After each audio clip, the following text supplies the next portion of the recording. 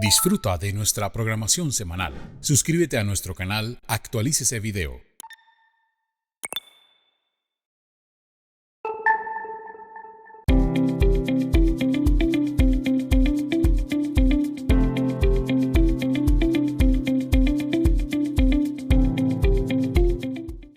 Recuerden ustedes que el impuesto diferido es un mecanismo financiero, una nueva estimación, en la cual buscamos reconocer los impuestos que se pagan anticipadamente, los cuales vendrían siendo un activo por impuesto diferido, y las obligaciones de futuras para pagar impuestos, lo cuales vamos a reconocer como un pasivo por impuesto diferido. Esto surge de las diferencias temporarias ocasionadas por la conciliación entre normas fiscales y la contabilidad. Aquí hago un pequeño paréntesis. No es que en el decreto 2649, la contabilidad que llevábamos anteriormente, no existiera o fuera desconocido el concepto de impuesto diferido. Lo que pasa es que recuerden ustedes que esas eran unas normas totalmente fiscales.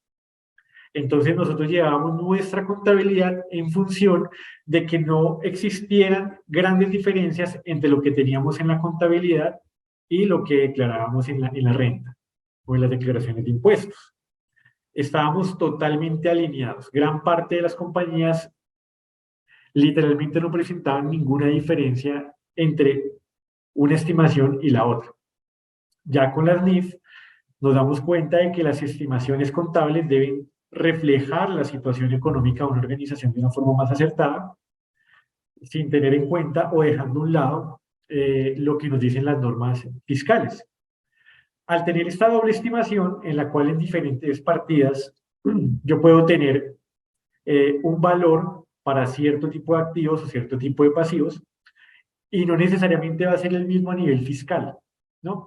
Entonces nos van a empezar a surgir esas diferencias, y sobre esas diferencias es que nosotros tenemos que empezar a calcular el famoso impuesto de renta diferido. Entonces, hay que tener en cuenta que solo lo vamos a calcular sobre las diferencias que se consideren temporales, porque hay unas que son permanentes. ¿Y cuáles son las permanentes? ¿No? Y esas son las que se presentan en las partidas en las cuales se registran gastos contables que no se podrán tomar en ningún periodo como un gasto deducible fiscalmente. Las diferencias temporales se generan en la aplicación de normas tributarias especiales que establecen la obligación de cumplir una serie de requisitos para que el gasto sea deducible. Entonces, cuando yo tengo algunas diferencias entre la estimación contable y fiscal, pero que no me va a representar a mí ningún tipo de reconocimiento futuro a nivel tributario, esta diferencia se considera permanente, y al considerarse permanente no está sujeta al cálculo del impuesto diferido. Las diferencias temporales, por el contrario, son diferencias que corresponden entre el valor fiscal y el valor contable de cada uno de los activos y de los pasivos, sobre las cuales en un futuro yo voy a tener algún tipo de incidencia fiscal. Entonces, aquí nos queda claro. Lo primero que debemos saber es reconocer e identificar las diferencias que vamos a tener en cada uno de los activos y en cada uno de los pasivos que tiene nuestra organización. Y después vamos a establecer si esas diferencias son de un corte permanente o de un corte temporal.